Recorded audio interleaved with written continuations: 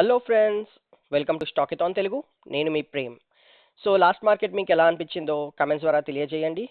And upcoming market sessions ఎలా ఉంటాయో ఫర్దర్గా డిస్కస్ చేస్తాం. ఫ్రెండ్స్, సో ఎలా ట్రేడ్ చేశారు? నిఫ్టీ అయితే ఒక ఆసమ్ మూవ్మెంట్ అన్నది ఇచ్చింది, బట్ బ్యాంక్ నిఫ్టీ మాత్రము ఎక్స్పెక్ట్ చేసినట్టు మూవ్ అన్నది వెళ్ళలేదు. So it was a disappointment only. But yeah happens. ఇంకా దానికి మనం ఏం చేయలేము. సో నిఫ్టీ అనాలిసిస్ అయితే చూసేద్దాము రేపటికి, అండ్ ఈ రోజు కూడా మార్కెట్ ఎలా వెళ్ళింది అన్నది. సో మనం ఏదైతే ఎక్స్పెక్ట్ చేసామో ఆల్మోస్ట్ అలాంటి మూవ్మెంటే వచ్చింది ఫ్రెండ్స్. సో మనకి ఇక్కడ నుంచి ఒక మంచి మూవ్మెంట్ వస్తుంది. ఫస్ట్ టార్గెట్ వచ్చేసి ఇది ఉంటుంది, like previous all time high. అది బ్రేక్అవుట్ ఇస్తే మనం ట్రైల్ చేస్తూ వెళ్ళొచ్చు అనుకున్నాం కదా. అనుకున్నట్టే మూవ్మెంట్ అంటే మన ప్రీవియస్ ఆల్ టైమ్ హై వరకు ఒక వెరీ స్మూత్ మూవ్మెంట్ అన్నది వచ్చింది. దాని తర్వాత మాత్రం మొత్తం చాప్సీ మూవ్మెంట్ అన్నది వచ్చింది. ఇక్కడ ఎవరు పర్ఫెక్ట్ పాయింట్స్ లో ట్రేడ్ తీసుకున్నా కూడా ఈరోజు ఆల్మోస్ట్ వెన్స్డే అవ్వడం తోటి టీటాడీకి అన్నది చాలా హెవీగా ఉండి ఆప్షన్ లో మూమెంట్ అన్నది కనిపించలేదు. నేను కూడా సేమ్ ప్రాబ్లం అన్నది ఫేస్ చేస్తాను. నేను ఆల్మోస్ట్ ఇక్కడ ఈ పిన్ బార్ దగ్గర నేను ట్రేడ్ అన్నది తీసుకున్నాను, అండ్ స్టాప్ లాస్ వచ్చేసి దీని కింద పెట్టాను. ఇంత హై మూమెంట్ వచ్చినా కూడా నాకు ఆప్షన్ లో 1:1 కూడా రాలేదు. సో దాని తర్వాత ఇమీడియట్ స్టాప్ లాస్ అనేది కూడా హిట్ అయిపోయింది. ఆల్మోస్ట్ ఈ ఫాల్ రాకముందు అది హిట్ అయిపోయింది అనమాట. జస్ట్ ఈ చిన్న చిన్న ఫాల్స్ వల్లనే, ఎందుకంటే బికాస్ ఆఫ్ టీటా డీకే ఇంకా మనం ఏం చేయలేము. నేను ఇలా చాప్సీ మూమెంట్ ఉంటుందని ఎక్స్పెక్ట్ చేయలేదన్నమాట. సో అట్లీస్ట్ ఇక్కడ వరకు వెళ్తుంది, వెళ్ళినప్పుడు నాకు ఆప్షన్ మూమెంట్ కూడా ఇంక్రీజ్ వస్తుంది అనుకున్నాను, కానీ చాలా స్లోగా వెళ్ళింది. ఆప్షన్ మూమెంట్ అనేది అస్సలు కనిపించలేదు. సో దానివల్ల పోయింది, and it was like 7 points stop loss, not a huge one. So no regret at all. ఎవరైతే ఇనీషియల్ గా ఈ రేంజెస్ లో క్యాచ్ చేస్తుంటారో, ఇక్కడ తీసుకున్నా, ఈ కంటిన్యూషన్ లో తీసుకున్నా, లేకపోతే ఇక్కడ కన్సాలిడేషన్ బ్రేక్అవుట్ లో తీసుకున్నా కూడా మంచి పాయింట్స్ అనేది వాళ్ళు గ్యాదర్ చేసేవాళ్ళు ఫ్రెండ్స్. మీరు మీ ట్రేడ్ ఎలా వెళ్ళిందని నాకు కమెంట్స్ ద్వారా తెలియచేయండి. సో మనకు మార్కెట్ మల్టిపుల్ డోజీ క్యాండిల్స్ అనేది ఫామ్ చేస్తుంది, మీరు చూడొచ్చు. ఈ రోజు కూడా ఇండెసిషన్ అనమాట. సో ఆల్ టైమ్ హైస్ లో ఇది common behaviour friends. And also main thing ఏంటంటే మనకు అసలు ఇది బ్యాంక్ నిఫ్టీ ఏదైతే ఉందో అది అసలు సపోర్ట్ అన్నది ఇవ్వట్లేదు. అది కొంచెం సపోర్ట్ ఇచ్చినా నిఫ్టీ ఆగకపోయేది, కానీ అసలు బ్యాంక్ నిఫ్టీ సైడ్ నుంచి జీరో సపోర్ట్ అన్నది ఉంటుంది. సో మెయిన్ ప్రాబ్లం అయితే అదే అవుతుంది. అండ్ ఇప్పుడు మనకు వచ్చేసి ఒక హ్యూజ్ రేంజ్ అనేది ఫామ్ అయింది. సో నాకు తెలిసి ఇంకొక 1-2 డేస్ ఇదే ఉంటుండొచ్చు సిచ్యువేషన్ మొత్తం. దీని లోపలే ట్రేడింగ్ అన్నది జరగవచ్చు. బ్రేక్అవుట్ వచ్చే వరకు కొంచెం జాగ్రత్తనే ఉండాలి ఫ్రెండ్స్. సో ఇదైతే నేను ఇంకా వ్యాలిడే పెట్టుకుంటున్నాను. సో మన కరెంట్ డే హై అండ్ లో వచ్చేసి ఈ డోజీ క్యాండిల్ హై అండ్ లో అనమాట. సో మనం రేపు ఎలా ట్రేడ్ తీసుకోవచ్చు అంటే,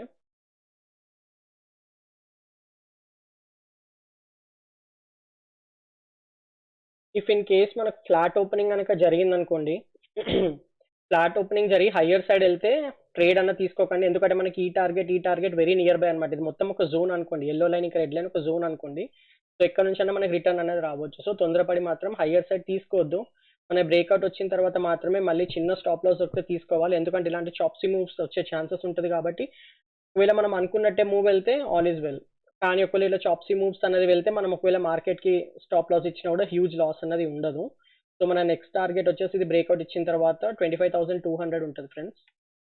25,200 వచ్చేసి ఫస్ట్ టార్గెట్ ఉంటుంది. దాని తర్వాత మనం ట్రైల్ చేస్తూ వెళ్ళొచ్చు, లైక్ 25,250 ఆ రేంజెస్ లో మనం ట్రైల్ అన్నది చేసుకుంటూ వెళ్ళొచ్చు. And new all time highs ఎక్కడ వరకు వెళ్తుందో అక్కడ వరకు మనం ట్రైల్ అన్నది చేయొచ్చు. ఇలాంటి రీట్రేస్మెంట్స్ లా ఎంటర్ కూడా అవ్వచ్చు అనమాట ఆల్ టైమ్ హైస్ లో, అది కూడా మనకి ట్రెండీ కనబడితే. అండ్ నెక్స్ట్ వచ్చేసి సేమ్ ఇదే లెవెల్స్ లో ఓపెన్ అయ్యి ఫర్దర్ గా డౌన్ సైడ్ వస్తే నేను ఇక్కడ ఒకసారి చెక్ చేస్తాను, నాకు ఇక్కడ ఛాన్స్ దొరుకుతుందా అన్నది హైయర్ సైడ్ వెళ్ళడానికి. ఇఫ్ ఛాన్స్ దొరికితే మళ్ళీ ఒకసారి నేను లాంగ్ వెళ్ళడానికి ట్రై చేస్తాను. ఇక్కడ నుంచి నా ఫస్ట్ టార్గెట్ వచ్చేసి ప్రీవియస్ ఆల్ టైమ్ హై ఉంటుంది. దాని తర్వాత మన ప్రీవియస్ డే హై ఏదైతే ఉంటుందో రేపు, అదొకటి కూడా టార్గెట్ ఉంటుంది. అండ్ నెక్స్ట్ ఫర్దర్గా వచ్చేసి ట్రైల్ చేయడమే ఉంటుంది. అండ్ ఇంకొక సినారియో, మనకు ఒకవేళ గ్యాప్ అప్ ఫ్లాట్ ఓపెన్ అయ్యి కిందికి వచ్చినా, గ్యాప్ డౌన్ ఓపెన్ అయ్యి కిందికి వచ్చినా, ఇది బ్రేక్ డౌన్ కనుక చేసింది అనుకోండి ఎల్లో లైన్, అప్పుడు మనకు ఫర్దర్ గా డౌన్ సైడ్ వస్తుంది, ఇక్కడికి వస్తుంది అనమాట. ఇక్కడ మాత్రం స్ట్రాంగ్ సపోర్ట్ ఇది. సో మళ్ళీ ఇక్కడ లిక్విడేట్ చేసుకుని హయ్యర్ సైడ్ అనేది మూవ్ అయ్యే ఛాన్స్ ఉంటుంది. అప్పుడు నా ఫస్ట్ టార్గెట్ వచ్చేసి ప్రీవియస్ డే లో ఉంటుంది. దాని తర్వాత సెకండ్ టార్గెట్ వచ్చేసి మన ప్రీవియస్ ఆల్ టైమ్ హై అన్నది ఉంటుంది ఫ్రెండ్స్. అండ్ కొన్నిసార్లు మనకి క్లోజర్ నుంచి కూడా రావచ్చు. సో ఒక 10 పాయింట్స్ నేను ఇచ్చిన టార్గెట్ కన్నా 10 పాయింట్స్ ముందు నుంచే మీరు మార్కెట్ ని క్లోజ్ గా అబ్జర్వ్ చేస్తుండాలి, ఎందుకంటే ఇక్కడ మన క్లోజర్ ఉందన్నమాట 25,045 దగ్గర.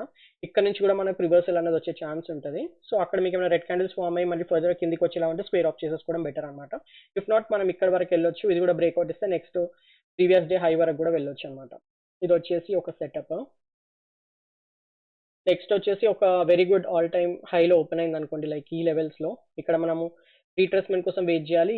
ఇది మాత్రం ద మోస్ట్ సక్సెస్ఫుల్ ట్రేడ్ ఉంటుంది. ఒకవేళ హెవీ గ్యాప్ అప్ వచ్చి మనకి ఇక్కడ రిటర్న్ వచ్చి ప్రీవియస్ డే హైని టెస్ట్ చేసుకొని వెళ్తుంది అనుకోండి, ఆ రోజు మనం ఇంకా ట్రెండీ అని అనుకోవచ్చు. నేను ఆ రోజు మంచి క్వాంటిటీ తోటి స్టాప్ లాస్ పెట్టుకొని ట్రేడ్ అన్నది ట్రై చేస్తాను. మంచి గుడ్ మూమెంట్ వచ్చే ఛాన్స్ ఉంటుంది. ఎందుకంటే ఆల్రెడీ మనకి ఇక్కడ గ్యాప్ అప్ ఓపెన్ అవ్వగానే ఇక్కడ ఎవరైతే ఉంటారో షార్ట్ సైడ్ సెల్లర్స్ వాళ్ళందరూ భయపడిపోయి ఇంకా వాళ్ళు రోల్ ఆఫ్ చేసేస్తుంటారు వాళ్ళ పొజిషన్స్ని. అప్పుడు మనకు ఒక మంచి షార్ట్ కవరింగ్ అనేది హైయర్ సైడ్ వచ్చే ఛాన్స్ ఉంటుంది. అదొకటి ఒక ప్లస్ పాయింట్ అవుతుంది ఫ్రెండ్స్. అండ్ ఇవన్నీ మోస్ట్లీ నిఫ్టీలోనే వర్కౌట్ అవుతాయి. బ్యాంక్ నిఫ్టీ అయితే చాలా అన్సర్టైన్ ఉంటుంది. అసలు అనుకున్న అంటే దొరుకుతున్నాయి ట్రేడ్స్, దొరకట్లేదని కాదు, బట్ అనుకున్నంత మంచి మూమెంట్ అనేది రావట్లేదు. సో టీటా డీకేస్లో పోయే ఛాన్స్ ఉంటుంది. ఎగ్జాక్ట్ ప్రైస్ యాక్షన్ అనేది ఫాలో అవ్వట్లేదు. ఇప్పుడు మనం నిఫ్టీ చూడండి, అట్లీస్ట్ మన సబ్స్క్రైబర్స్లో ఒక 10 మెంబర్స్ అయినా ఈ లెవెల్స్ ఫాలో అయితే వాళ్ళు సక్సెస్ఫుల్ ఉండే ఛాన్స్ ఉంటుంది. బట్ అదే బ్యాంక్ నిఫ్టీలో వాళ్ళకి అన్ని ట్రిగర్స్ దొరుకుతున్నాయి, అన్ని దొరుకుతున్నాయి, కానీ మూవ్మెంట్ అనేది రావట్లేదు. ఇక్కడ చూడండి ఎంత నీట్ మూవ్మెంట్ అనేది వచ్చింది. 15 మినిట్స్ క్యాండిల్ యూస్ అయింది, అసలు క్లియర్గా వెళ్ళిపోయింది ఒకసారి.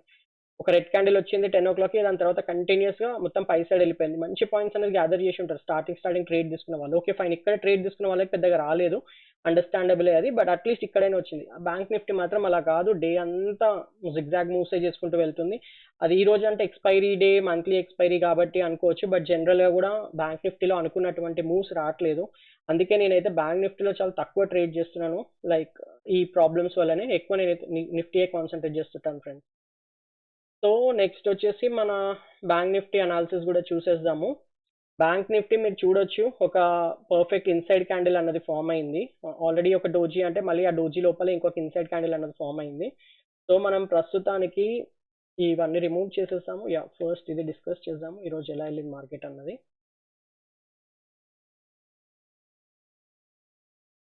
సో ఎగ్జాక్ట్గా మనం అనుకున్నట్టే మూవ్మెంట్ అన్నది వచ్చింది. మనం ఇక్కడ నుంచి మనకు డిమాండ్ జోన్ ఇది, ఇక్కడ నుంచి మనకు హయ్యర్ సైడ్ మూవ్ అవ్వచ్చు, అదే కింది సైడ్ నుంచి కూడా హయ్యర్ సైడ్ అనేది మూవ్ అవ్వచ్చు అనుకున్నాం, రైట్?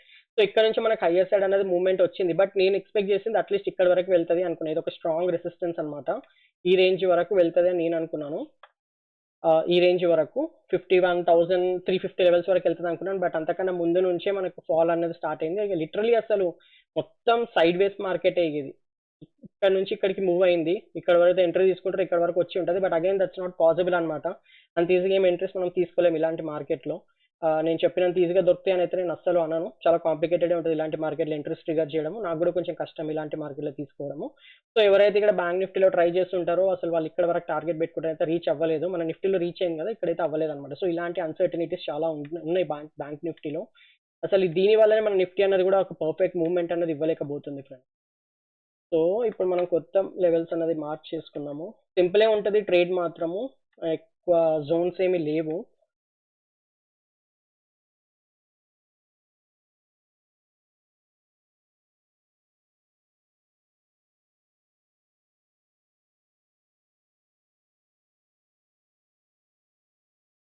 సో ఇది వచ్చేసి మనకు మేజర్ సపోర్ట్ అండ్ ఇది వచ్చేసి మేజర్ రెసిస్టెన్స్. సో మనకి ఇది బ్రేక్అవుట్ ఇస్తే మాత్రమే నెక్స్ట్ హయ్యర్ సైడ్ అంటే 51,800 లెవెల్స్ చూసే ఛాన్స్ ఉంటుంది. అండ్ రేపటి ట్రేడ్ అయితే మనము ఫస్ట్ ఇక్కడ all time previous day high అనేది మార్క్ చేసుకున్నాము.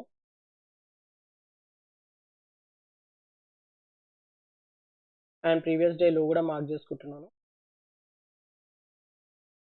నా సజెషన్ అయితే వీలైనంత వరకు నిఫ్టీలో ట్రేడ్ చేసుకోవడమే బెటర్. బ్యాంక్ నిఫ్టీ లెవెల్స్ ఇస్తున్నాను, బట్ స్టిల్ అనుకున్నటువంటి మూవ్మెంట్స్ అయితే రాకపోవచ్చు. మనకు హయ్యర్ సైడ్ బ్రేక్అవుట్ అయినా రావాలి, లోవర్ సైడ్ బ్రేక్ డౌన్ అయినా రావాలి. అప్పటి వరకు అయితే వి కాంట్ ఎక్స్పెక్ట్ మచ్ అని నాకు అనిపిస్తుంది.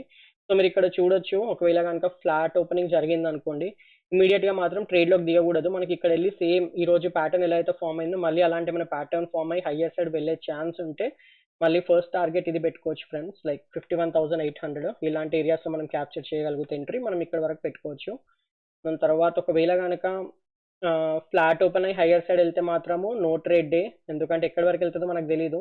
లెట్స్ ఇక్కడ ఓపెన్ అయింది అనుకోండి, ఇమీడియట్గా పై సైడ్ మూవ్ అయింది అనుకోండి, ఇక్కడ రిజెక్షన్ వస్తుంది, మళ్ళీ కిందికి వస్తుంది.